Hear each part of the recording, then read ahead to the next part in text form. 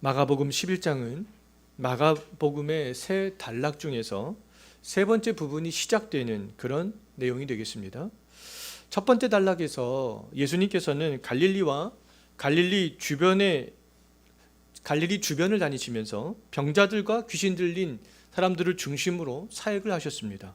두 번째 단락에서 예수님께서는 예루살렘을 향해 가시면서 제자들을 중심으로 집중적으로 제자들을 가르치는 그런 사역들을 하셨어요. 마지막 세 번째 단락에서는요, 예루살렘에 입성하신 예수님께서 많은 무리들 앞에서 사역을 하는 것들을 볼 수 있게 됩니다. 첫 번째와 두 번째 단락에서 예수님께서는 많은 사람들에게 자신의 사역이 드러나는 것을 원치 않으셨잖아요. 예수님은 나병 환자가 고침을 받았을 때에, 죽었던 회당장 야이로의 딸을 살리셨을 때에, 귀 먹고 말을 더듬는 자가 고침을 받았을 때에 예수님께서는 그들을 향하여서 고침받은 것과 살아난 것을 다른 사람들에게 알리지 말라라고 그렇게 말씀을 하셨습니다. 중요한 가르침들은 또 제자들만 불러놓고 따로 그렇게 가르쳤던 모습들을 우리는 기억을 하고 있습니다. 이와 같이 많은 무리들과 거리를 두기를 원하셨던 예수님께서 이제 이 세 번째 단락부터는 완전히 달라지는 것들을 볼 수 있어요. 예수님께서는 많은 무리들에게 이제 자신의 존재를 완전히 드러내시는 것을 볼 수가 있습니다. 오늘 본문을 통해서 예수님께서는 그럼 어떤 방식으로 많은 무리들에게 자신을 드러내시는지, 그리고 많은 무리들은 예수님께 어떤 반응을 보였는지에 대해서 우리가 좀 중점적으로 생각을 해보려고 합니다. 예수님께서는 몇 차례에 걸쳐서 예루살렘에 가신 적이 있어요. 우리가 요한복음을 보면 잘 알 수 있습니다. 근데 이번에는 마지막 예루살렘 방문이었습니다. 예수님께서는 제자들에게 세 번에 걸쳐서 예고한 대로 이제 며칠만 있으면 십자가에서 죽게 돼요. 예수님께서는 이 마지막 방문이 될 예루살렘에 들어가기 전에 특별한 준비를 하시는 것을 볼 수가 있습니다. 예수님께서 그 특별한 준비를 어느 곳에서 하시는지 1절을 한번 보시기 바라겠습니다. 1절을 보게 되면요, 예수님께서 예루살렘 입성을 위해서 특별한 준비를 하시는 곳이 어디입니까? 감람산 기슭에 있었던 벳바게와 베다니였어요. 이곳은요, 예루살렘이 한눈에 내려다 보이는 곳이었습니다. 예루살렘도 지대가 높은 곳에 있었는데요, 이 벳바게와 베다니는 예루살렘보다도 좀 더 높은 그런 지대에 있었던 것 같습니다. 그래서 예루살렘을 한눈에 그렇게 내려다 볼 수 있는 그런 곳이었어요. 예수님께서는 이곳에서 두 명의 제자를 이제 맞은편 마을로 보내게 됩니다. 예수님께서 두 명의 제자를 맞은편 마을로 보내시면서 그 두 명의 제자에게 어떤 명령을 하시는지 한번 2절을 보시기 바라겠습니다. 예수님께서 그 두 명의 제자에게 어떤 말씀을 하셨어요? 아무도 타보지 않은 나귀 새끼가 매여 있는 것을 보면 그 나귀 새끼를 끌고 오라, 이런 말씀을 하셨습니다. 예수님께서 그럼 2절에서 강조하는 것은 두 가지예요. 첫 번째는 아무도 타보지 않은 이라는 것입니다. 아무도 타보지 않은 나귀 새끼를 예수님께서는 강조하고 있는 것을 볼 수 있어요. 그럼 예수님께서는 왜 아무도 타보지 않은 나귀 새끼를 콕 집어서 그것을 강조하셨을까? 우리는 좀 생각을 해볼 필요가 있습니다. 다른 사람이 탔던 나귀를 끌고 오면 안 되는 것인가? 우리는 이것에 대해서 생각을 해볼 필요가 있어요. 여기에 대한 답변을 하기 전에 우리가 설교가 무엇인가? 목사들이 성경을 해석해서 선포하는 이 설교가 무엇인가를 우리는 먼저 좀 생각을 해볼 필요가 있습니다. 어떤 분들은 설교가 이런 본문을 목사들이 설교하는 것들을 보면서, 어떤 분들은 설교가 목사가 그냥 임의대로 성경을 해석하여서 그냥 말하는 것으로 알고 계시는 분들이 있습니다. 그냥 목사들이 이거 자의적으로 이렇게 해석해서 선포하는 것으로 그렇게 알고 계시는 분들이 있어요. 그래서 목사가 어떠한 이러한 본문을 해석하여서 선포하는 설교 말씀보다 자기가 스스로 성경을 읽고 묵상하여서 자기만의 해석과 적용을 하고 싶어하는 분들을 종종 보게 됩니다. 또 어떤 목사님들은요, 반대로 설교를 하기 위해서 어떤 신학자들이 써놓은 주석을 볼 필요가 없다 이렇게 말씀하시는 분도 있어요. 뭐 주석을 왜 보냐? 그냥 자기가 성경을 읽고 묵상하여서 성령이 때마다 주시는 그런 말씀을 가지고 설교하면 된다라고 말씀하시는 분들도 있습니다. 근데 이렇게 말씀하시는 대다수의 목사님들은요, 그럼 설교 시간에 어떤 이야기를 하겠습니까? 제가 볼 때는 이런 목사님들은 설교 시간 대부분 뭐 세상 이야기를 하든지 아니면 정치 이야기를 하든지 뭐 예화를 뭐 많이 하든지 아니면 남에게 들었던 이야기를 하는지 그런 이야기들을 주로 설교 시간에 그럼 할 수밖에 없습니다. 근데 우리가 설교는요, 본문의 의미를 잘 드러내는 거예요. 예? 본문의 의미를 잘 드러내는 것이지 어떤 설교자의 상상에 의해서 이 본문들이 해석되어지는 것들이 아니라는 것이죠. 본문의 의미를 잘 드러내기 위해서 신학자들이 써놓은 주석을 참고해야 될 뿐만 아니라 신구약 성경을 우리는 함께 볼 필요가 있습니다. 예수님께서 다른 사람이 한 번도 타보지 않은 그런 나귀 새끼를 끌고 오라고 하신 의미를 알기 위해서는요, 우리가 구약 성경을 살펴볼 필요가 있습니다. 우리가 구약 성경을 살펴보지 않고 신학자들의 그런 의견들을 우리가 보지 않으면 그냥 목사가 자의적으로 상상에 의해서 해석할 수밖에 없게 되는 것이죠. 근데 구약 시대에는요, 부정한 사람을 정결하게 하는 그런 예식이 있었어요. 정결 예식을 위해서 하나님께 드려지는 제물은 특별한 제물이어야 했습니다. 반드시 흠이 없어야 했어요. 또 반드시 암송아지를 드릴 때에도 멍에를 매보지 않은 그런 암송아지를 드려야만 했습니다. 송아지에 그러면은 멍에를 매는 이유가 뭐겠습니까? 송아지에 멍에를 매는 이유는 그 송아지를, 그 소를 농사에 사용하기 위해서, 정말 노동 현장에서 사용하기 위해서 멍에를 매는 것이 아니겠어요? 근데 이 정결 예식을 위해서 하나님이 요구하신 붉은 암송아지는 멍에를 한 번도 맨 적이 없는, 그렇다면 노동 현장에 한 번도 투입된 적이 없는 그런 암송아지를 하나님께서 정결 예식을 위해서 요구하셨다라는 것입니다.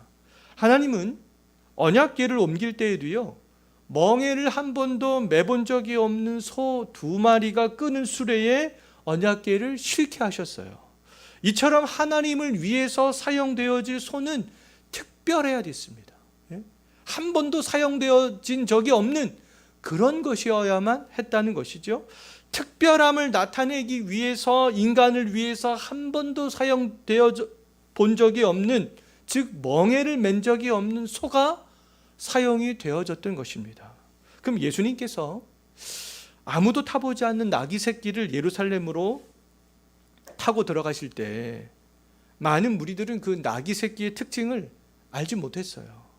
불신자들, 영적으로 깨어있지 않은 사람들에게 아무도 타보지 않는 나귀 새끼를 예수님께서 타신 것은 아무런 의미가 없습니다. 뭐 한 번 타봤던, 어떤 사람들이 10번을 타봤던, 100번을 타봤던, 한 번도 타보지 않았던 이 불신자들과 영적으로 무지한 사람들에게는 뭐 그런 것들은 아무런 의미가 없는 거 아니겠어요? 오늘날의 불신자들에게 우리 그리스도인들이, 참된 그리스도인들이 이 예배를 중요시하게 생각하는 것, 그들에게는 아무런 의미가 없는 것밖에는 되지 않습니다. 근데 오늘 본문을 보면서 우리들은 아무도 타보지 않은 나귀 새끼를 타고 예수님이 예루살렘에 입성하시는 그 의미를 알아야 되는 것이죠.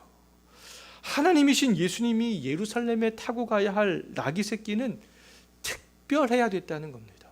언약궤를 싣고 가는 멍에를 매지 않은 소처럼, 정결 예식을 위해서 사용되어졌던 붉은 암소가 멍에를 매지 않은 것처럼, 하나님이신 예수님을 위해서 사용되어져야 될 나귀 새끼는 한 번도 사람이 사용한 적이 없는, 타본 적이 없는 특별한 나귀여야만 했다는 것이죠.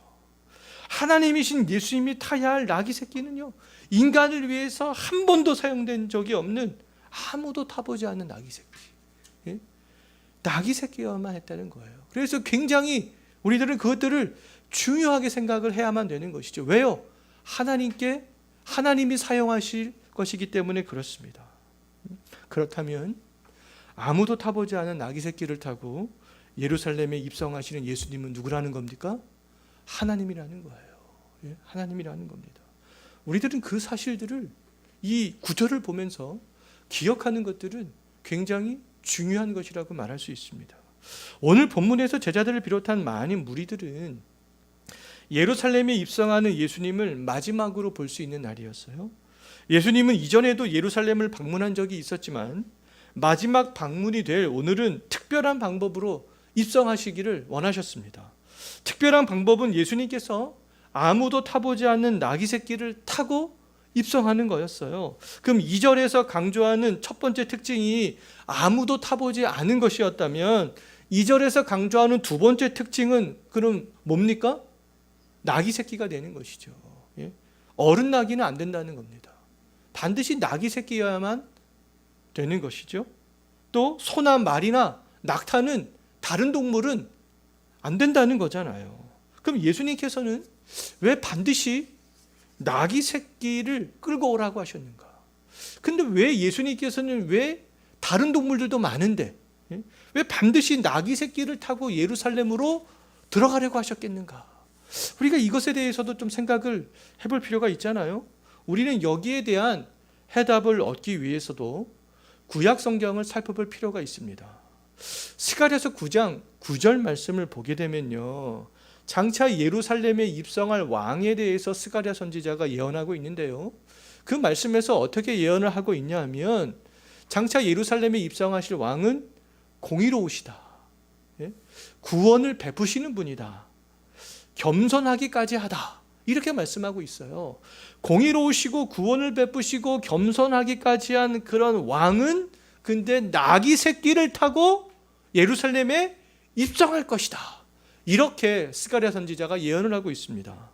예수님께서는 스가랴 9장 9절 말씀에서 하고 있는 그런 왕이 자신이라는 것을 드러내기 위해서 나귀 새끼를 끌고 오라고 하신 것이죠.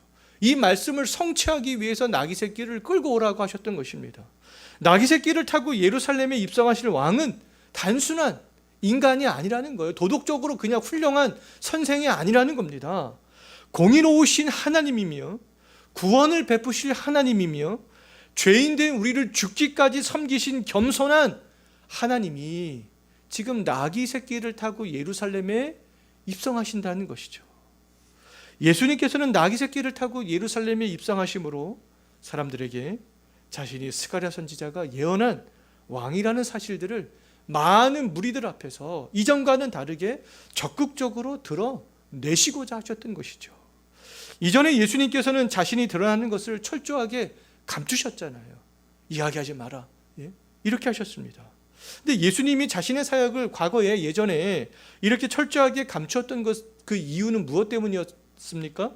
제가 예전에도 한번 말씀드린 적이 있었는데요, 사람들의 오해 때문이었죠. 사람들은 이적을 행하시는 예수님을 보면서 세상적인 높아짐과 보상을 기대했잖아요. 예수님은 예수님을 보면서 세속적인 기대감을 갖는 사람들의 잘못된 관심들을 차단하기 위해서 자신이 드러나는 것들을 철저하게 감추었던 것입니다. 그러나 이제는 어때요? 예수님 자신을 완전히 드러내기로 하셨어요. 예수님이 이 땅에 오신 목적을 세상에 알려야 할 하나님의 때가 왔기 때문에 그렇습니다. 자신이 세속적인 왕이 아니라 하나님 나라의 왕이라는 사실을 알려야 될 때가 온 것이었죠. 죄인된 우리를 죽기까지 섬기는 왕의 모습을 만천하에 나타내 보여야 할 때가 왔던 것입니다. 스가랴 선지자가 예언한 왕은요, 로마의 높은 지휘관들이 타고 다니던 백마탄 왕자가 아니었잖아요. 스가랴 선지자가 예언한 왕은 공의로 세상을 심판하시며 구원을 베푸실 나귀 새끼를 탄 겸손한 왕이었습니다. 예수님께서 나귀 새끼가 아닌 로마의 장군들처럼 백마를 탔다면 구약에서 예언한 구원자, 공의로운 심판주가 될 수 없는 것이죠. 예수님이 심판주요 구원자가 될 수 있는 것은요, 나귀 새끼를 탔기 때문에 그렇습니다. 스가랴 선지자가 예언한 대로 그대로 행했기 때문에 그럴 수 있었던 것이죠. 나귀 새끼를 타고 예루살렘에 입성하신 예수님께 그럼 우리가 기대해야 되는 것은 뭐겠습니까? 우리가 나귀 새끼를 타고 예루살렘에 입성하시는 그 예수님께 무엇을 기대해야 되겠어요? 우리가 기대해야 될 것은요, 하나님의 공의입니다. 하나님의 공의. 하나님의 공의로우심이 과연 무엇인가? 또 구원이죠, 구원. 예? 우리의 구원은 어떻게 이루어지겠는가? 하나님의 공의와 죄인의 구원은요, 2000년 전에 나귀 새끼를 타고 예루살렘에 입성하신 그 예수님을 통해서만 우리는 알 수 있다는 거예요. 예수님에게 우리가 기대해야 될 것은 세상적인 보상과 높아짐들이 아니라는 것이죠. 하나님의 공의와 구원입니다. 하나님의 공의는 세상 사람들이 말하는 공의와 다른 공의잖아요. 하나님의 공의는 세상의 정권에 따라서 춤추는 그런 권력과는 다른 것입니다. 하나님의 공의는 주 예수 그리스도를 통해서만 정말 측량될 수 있는 그러한 것이 되겠어요. 죄와 사망에서 의와 생명으로 옮겨지는 구원은 다른 곳에는 없습니다. 오직 누구에게만 있어요? 나귀 새끼를 타고 예루살렘에 입성하신 그 예수 그리스도에게만 있다는 겁니다. 시대와 권력에 따라 변하는 공의가 아닌 정말 완전한 공의를 알고 싶다면, 완전한 정의가 무엇인지를 알고 싶다면, 또 영생에 이르게 하는 정말 구원이 무엇인지, 또 우리가 그 내세에 대해서 알고 싶다면 예루살렘으로 가면 죽는다는 것을 뻔히 알면서도 나귀 새끼를 타고 예루살렘으로 들어가신 그 예수님께 집중해야 되는 것이죠. 그 예수님을 알려고 해야 되는 것입니다. 나귀 새끼를 타고 예루살렘에 입성하신 예수님만이 공의로우신 분이요, 구원자라는 사실을 믿는 사람들만이 마지막 날이 언제겠어요? 예수님이 재림하시는 그날이 아니겠습니까? 근데 계시록 19장 말씀을 보게 되면요, 재림하시는 예수님은 굉장히 화려하게 영광스럽게 오시는 것을 볼 수 있습니다. 그 마지막 날은 희고 깨끗한 세마포 옷을 입고 하늘에 있는 군대와 함께 백마를 타고 예수님께서 오신다, 이렇게 말씀하고 있습니다. 정말 근데 우리들은요, 그 백마를 타고 재림하시는 예수님을 기쁨으로 맞이할 수 있는 그 사람들은 나귀 새끼를 타고 예루살렘에 입성하신 그 예수님이 공의로우신 하나님이요 구원자 하나님이라는 그 사실을 믿는 사람들만 기쁨의 날이 될 수 있다는 것이죠. 예수님께서는 2명의 제자를 보내시며 아직 아무도 타보지 않은 나귀 새끼를 끌고 오라고 하셨잖아요. 예수님의 말씀만 보게 되면 주인이 있는 나귀를 훔쳐오라는 말씀처럼 들립니다. 그런데 한번 3절을 한번 보십시오. 예수님께서 그 2명의 제자에게 뭐라고 말씀하십니까? 누가 너희에게 매여 있는 나귀 새끼를 왜 가지고 가는지 묻거든, 예수님께서 그 2명의 제자에게 어떻게 말씀하라고 이야기하셨어요? 주가 쓰시겠다. 단 한마디만 하면 된다는 겁니다. 너희들은 다른 말 하지 말아라. 그냥 주가 쓰시겠다, 이 말 한마디만 하면 된다. 예수님께서 이렇게 말씀하셨잖아요. 주가 쓰시겠다는 너희가 말만 하면 즉시 나귀 새끼를 보내줄 것이다, 이렇게 예수님께서 그 2명의 제자에게 말씀하셨어요. 그럼 예수님께서 말씀하신 주란 하나님을 지칭하는 말입니다. 하나님께서 쓰시겠다 하라, 이 말만 하면 그것을 듣는 사람이 끌고 가도록 허락할 것이다, 이렇게 지금 예수님께서 말씀하고 있는 것이죠. 제자들이 나귀 새끼를 끌어오려고 갔을 때 예수님께서 말씀하신 것처럼 어떤 이들이 왜 나귀 새끼를 풀려고 하는지 제자들에게 물었습니다.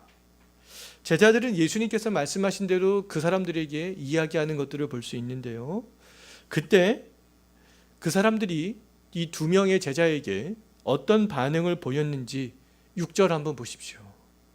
어떤 반응을 보였습니까? 예수님께서 말씀하셨던 것처럼 나귀 새끼를 끌고 가도록 어떻게 했어요? 허락했잖아요. 네, 허락했습니다. 그냥 주가 쓰시겠다, 하나님께서 쓰시겠다, 이 말 한마디만 딱 했는데 그것을 끌고 가도록 허락했습니다. 그렇다면 나귀 새끼를 끌고 가도록 허락한 사람들은 예수님을 주로 하나님으로 믿었던 그런 사람들이라는 것들을 우리는 알 수 있습니다.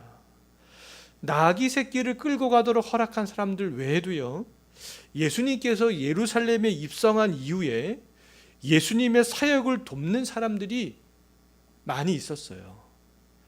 마가복음 14장 8절 말씀을 보게 되면 마리아는 값비싼 향유를 부어서 예수님의 장례를 준비했습니다. 또 마가복음 14장 13절과 15절 말씀을 보게 되면요, 물 한 동이를 가지고 가는 사람과 그 집 주인은 예수님과 제자들이 마지막 만찬을 할 수 있도록 큰 다락방을 제공했어요. 마가복음 15장 46절 말씀을 보게 되면 아리마대 요셉은 십자가에 매달린 예수님을 내려서 세마포에 싸서 바위 속 무덤에 장사를 지냈습니다. 하나님의 이렇게 주권 가운데 일어나는 일들은요, 그 어떤 누구도 막을 수가 없는 것이죠. 하나님의 주권 가운데 일어나는 일들은 반드시 이루어지게 되어져 있습니다. 하나님의 섭리의 역사는요, 하나님이 예비하신 사람들에 의해서 예수님을 주님으로, 하나님으로 고백하는 사람들에 의해서 이루어지게 되는 것이죠. 나귀 새끼의 주인은 예수님을 위해서 나귀 새끼 한 마리를 기꺼이 내놓았던 것이죠. 하나님의 생각은 매우 깊으시기 때문에 인간이 하나님의 생각을 다 담을 수가 없잖아요. 세상 사람들은 자기들이 똑똑하고 잘난 것처럼 생각해서 정말 이 교회에 대한 지식, 하나님에 대한 지식을 다 담을 수 있는 것처럼 그렇게 생각합니다. 근데 우리 인간은 아무리 똑똑해도, IQ가 아무리 높아도 하나님의 그 넓으시고 광대하시고 무한하신 그 생각을 다 담을 수가 없는 것이죠. 하나님은 애굽의 바로와 바사의 고레스와 로마의 빌라도와 같은 악인들을 사용하셔서 하나님의 주권적인 섭리를 이루어 가셨잖아요. 출애굽을 이루셨습니다. 이스라엘의 예루살렘 포로에서 귀환을 하나님께서는 이루셨어요. 우리의 죄를 위해서 십자가에서 못 박히도록 빌라도를 하나님께서는 또 이용하셨습니다. 하나님의 주권적인 섭리들을 악인을 통하여서 또 하나님께서는 이루어 가신다는 것이죠. 하지만 하나님께서는 예수님을 주님으로 고백하는 사람들을 통해서 하나님의 주권적인 섭리를 이루어 가시는 것들을 기뻐하신다는 겁니다. 하나님은 성령을 힘입어 정말 예수를 주라 시인할 수 있는 사람, 고린도전서 12장 3절 말씀을 보게 되면요, 예수님을 주님으로 시인할 수 있는 사람은 성령을 힘입은 사람들이다, 이렇게 말씀하고 있습니다. 그러면 하나님은 정말 성령을 힘입어 예수님을 주라 시인할 수 있는 사람, 또 예수 그리스도를 주라 시인하면서 하나님 아버지께 영광을 돌릴 수 있는 사람들을 통해서 일하시는 것들을 기뻐하시는 분이라는 것이죠. 우리의 불순종을 통해서가 아니라 우리 참된 그리스도인들의 순종을 통하여서 하나님의 그런 일들이 이루어지는 것들을 하나님께서는 기뻐하시는 분이라는 거예요. 2000년 전에 예수님의 예루살렘 입성을 위해서 나귀를 끌고 가도록 허락한 사람과 예수님의 십자가 죽음을 위해서 값비싼 향유를 부은 마리아와 물동이를 가지고 가던 그 사람과 그 집 주인과 정말 아리마대 요셉은 예수님을 주님으로 고백하면서 하나님의 영광을 위해서 기꺼이 헌신했잖아요. 자기의 것들을 하나님을 위해서, 예수님을 위해서 내어주면서 예수님께서 사용할 수 있도록 허락했습니다. 오늘날 예수님을 주님으로 고백하는 우리들이 그러면 해야 되는 일들은 뭐겠습니까? 정말 주님께서 우리의 것들을 쓰시겠다 말씀할 때 기꺼이 허락하는 것이 우리가 해야 될 일들이 아니겠어요? 나귀 새끼를 허락한 사람들처럼, 값비싼 향유를 허락한 사람들처럼, 세마포 옷과 황금 그 몰약을 예수님의 장사를 위해서 허락했던 것처럼, 새 무덤을 준비하는 것들을 허락했던 것처럼, 최후의 만찬을 할 수 있도록 다락방을 내어주는 것을 허락했던 것처럼 우리들도 기꺼이 허락하는 것이 되어져야 되지 않겠어요? 허락하는 마음이 들지 않으면 어떻게 하지? 라고 근데 걱정할 필요가 있겠어요? 없겠어요? 없다는 겁니다. 하나님이 예수님을 주님으로 고백하는 우리들을 통해서 하나님의 일을 이루어 가시기를 원하신다면 하나님께서 우리에게 허락하는 마음을, 허락하는 믿음을 주시겠어요? 안 주시겠어요? 분명히 주신다는 겁니다. 나귀 새끼를 끌고 가도록 허락하는 마음을 주셨잖아요. 값비싼 향유를 붓도록 허락하는 마음을 주셨잖아요. 다락방을 내어주도록 허락하는 마음을 주셨잖아요. 하나님께서는 분명히 하나님의 주권적인 그런 섭리 가운데 하나님의 그런 뜻들이 나를 통해서, 우리를 통해서 드러나기를 원한다면 기꺼이 우리에게 있는 것들을 내어주기를 허락하는 그런 믿음과 마음을 주실 것을 믿습니다. 예수님께서 스가랴 말씀에 따라 나귀 새끼를 타고 예루살렘에 입성할 때 또 제자들과 많은 무리들은요, 왕의 입성을 준비했고요, 왕의 입성을 환호하는 그런 모습을 볼 수 있습니다. 7절과 8절 한번 보십시오. 제자들은 어떻게 준비했습니까? 자기들의 겉옷을 나귀 새끼 위에 얹어서 예수님이 그 위에 앉을 수 있도록 했잖아요. 8절 한번 보십시오. 많은 사람들은 어떻게 준비했습니까? 자기들의 겉옷과 들에서 벤 나뭇가지를 길에 쫙 깔아놓음으로 준비했습니다. 제자들과 많은 사람들은 예루살렘에 입성하는 예수님께 이렇게 경의를 표하는 행동을 한 것이다 라고 볼 수 있죠. 9절과 10절도 한번 보십시오. 많은 무리들은 또 어떤 외침을 외쳤어요? 예수님 앞뒤에 서서 가면서 소리를 질렀습니다. 그들이 지르는 소리는요, 왕의 입성을 환호하는 소리였어요. 그들의 환호 소리와 외침은 시편 118편 말씀에 근거한 그런 외침이었습니다. 그런 소리였습니다. 자기들이 멋대로 그렇게 한 외침이 아니라요, 시편 118편 말씀에 근거한 외침들을 많은 무리들이 모여서 그렇게 한 목소리로 외치고 있었던 거예요. 그들이 외친 호산나는요, 구원해달라는 외침이었습니다. 그들이 외친 주의 이름으로 오시는 이는요, 메시아를 기대하는 그런 외침이었어요. 그들이 외친 우리 조상 다윗의 나라는 강성했던 다윗의 왕국을 소망하는 마음으로 외쳤던 그런 외침이었습니다. 제자들과 많은 무리들이 나귀를 타고 예루살렘에 입성하시는 예수님을 보면서 경의를 표하며 외친 소리들은 정당한 것이었어요? 정당하지 않은 것이었습니까? 정당한 것이었어요. 스가랴 말씀을 기억하면서, 이 시편 말씀들을 기억하면서 그들이 손발로 보였던 행동, 입으로 외쳤던 그런 외침, 다 정당한 것들이었습니다. 다 구원자를 대망하는 그런 소망에서 나오는 그런 외침과 그런 행위들이었어요. 많은 무리들이 예수님을 향해서 보여진 경외감과 외침을 볼 때 그들은 이미 스가랴서 말씀과 이 시편 말씀을 알고 있었다는 것들을 알고 있습니다. 그 말씀들을 기대하면서 그런 행동을 보였고 그런 외침을 외쳤다라는 것들을 알 수가 있는 것이죠. 그들은 구약 성경을 잘 알고 있었기 때문에 예수님을 향하여서 그런 행동과 기대감을 가질 수 있었어요. 경의를 표하면서 외칠 수 있었던 것이었습니다.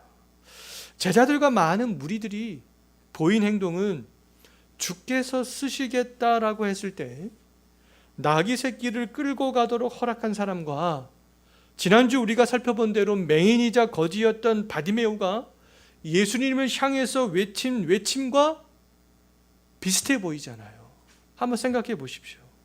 비슷해 보입니다.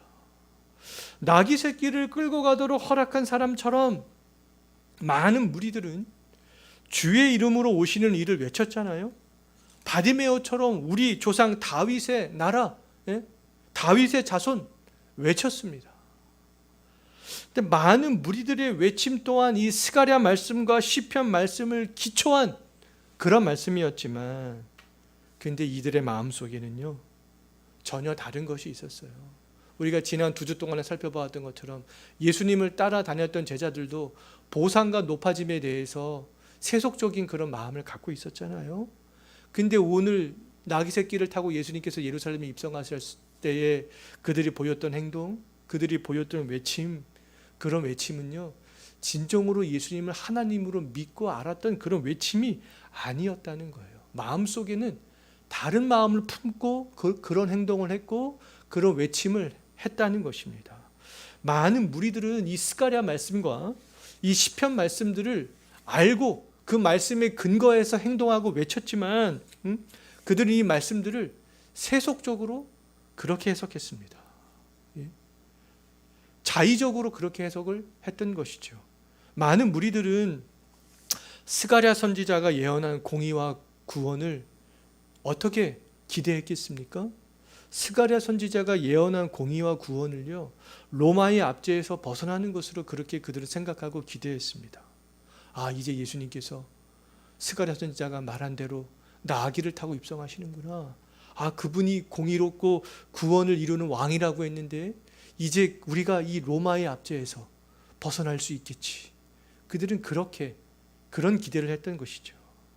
주의 이름으로 오시는 왕이 세울 다윗의 나라를 그들은 어떻게 해석을 했냐 하면, 과거에 다윗이 이스라엘 땅을 넓히고 강력한 나라를 세웠던 것처럼 이제 이 유대 땅이, 이스라엘이 과거의 그때처럼 회복될 것으로 그들은 그렇게 생각을 했던 것입니다. 그런 기대감을 가지고 이렇게 환호하고 외쳤던 거예요. 그들이 예루살렘에 입성하시는 예수님께 보인 이 행위와 외침은 외형적으로는 정당한 것이었지만 영적으로 볼 때는 무지의 상태에서의 외침이라고 말할 수 있겠습니다. 때문에 예수님께서 붙잡혀서 고난받으시고 죽으실 때 정말 제자들은 어떻게 했어요? 마가복음 14장 50절을 보면 나와 있는데 제자들은 다 어떻게 했습니까? 다 도망갔습니다.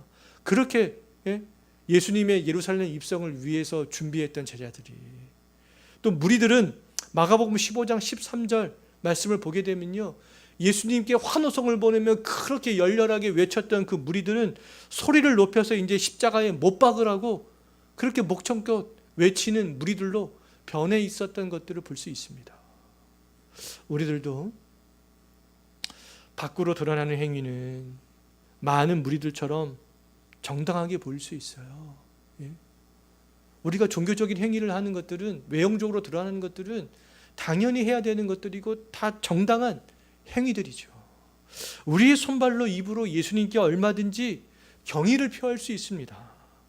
예수님을 향해서 소리 높여 찬양할 수 있어요. 지금 호산나 다윗의 자손이여 라고 외쳤던 이 많은 무리들처럼 우리들도 목청을 높여서 예수님을 있는 힘껏 다해서 얼마든지 찬양할 수 있습니다. 하지만 올바른 말씀에 기초하지 않은 행위와 목소리를 높인 찬양은 참된 믿음에 근거한 것이 아닐 수도 있다는 거예요. 아닐 수도 있습니다. 우리는 그것에서 경각심을 가져야 되는 것이죠. 얼마든지 우리들도 여기 오늘 본문에 있는 제자들과 많은 무리들처럼 그런 상태에서 할 수 있다는 거예요. 많은 무리들처럼 겉과 속이 다른 거짓된 행위와 찬양을 얼마든지 할 수 있다는 겁니다. 근데 사람은 외모를 보지만 하나님은 중심을 보시는 분이잖아요. 하나님은 우리의 모든 것들을 감찰하시고 우리의 모든 의도를 다 아시는 분이 되겠습니다. 하나님은 우리 사람의 마음과 양심을 감찰하시는 분이 되겠어요.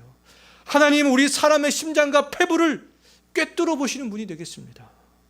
우리는 어떤 종교적인 행위를 하기 전에 예수님을 소리 높여 부르고 찬양하기 전에 정말 우리의 마음속에 무엇이 있는가, 우리가 그것들을 살펴야 되는 것입니다. 그렇지 않으면 자칫 잘못하면 이 많은 무리들처럼 거짓된 찬양과 거짓된 경의를 표할 수도 있을 수 있다는 것이죠. 정말 우리의 마음에서부터 예수님을 주님으로, 하나님을 믿는 마음이 없다면 고난받으시고 십자가에서 죽으시고 부활하신 하나님이 나를 주관하시는 진정한 또 왕으로 믿는 그런 마음이 없다면, 예수님을 향해 경의를 표하고 환호했던 많은 무리들처럼 우리의 외침과 찬양은 의미가 없이 허공을 치는 그런 소리밖에는 되지 않는다는 것입니다. 예수님께서 우리를 죄에서 속량하기 위하여서 저주받아 십자가에서 달리신 것은요, 모든 사람들에게 알려져야만 하는 그런 사건이 되겠습니다. 그렇기 때문에 예수님께서는 십자가의 죽음을 앞두고 많은 사람들이 자신에게 집중되게 하셨던 것이죠. 이전과는 다르게 많은 사람들이 자신을 알아볼 수 있도록 그렇게 하셨던 것입니다. 이전과는 다르게 많은 무리들이 한 명이라도 더 예루살렘에 입성하시는, 장차 십자가 나무에 달려 하나님의 저주를 받게 될 자신의 모습을 한 명이라도 더 보기를 원했던 것이죠.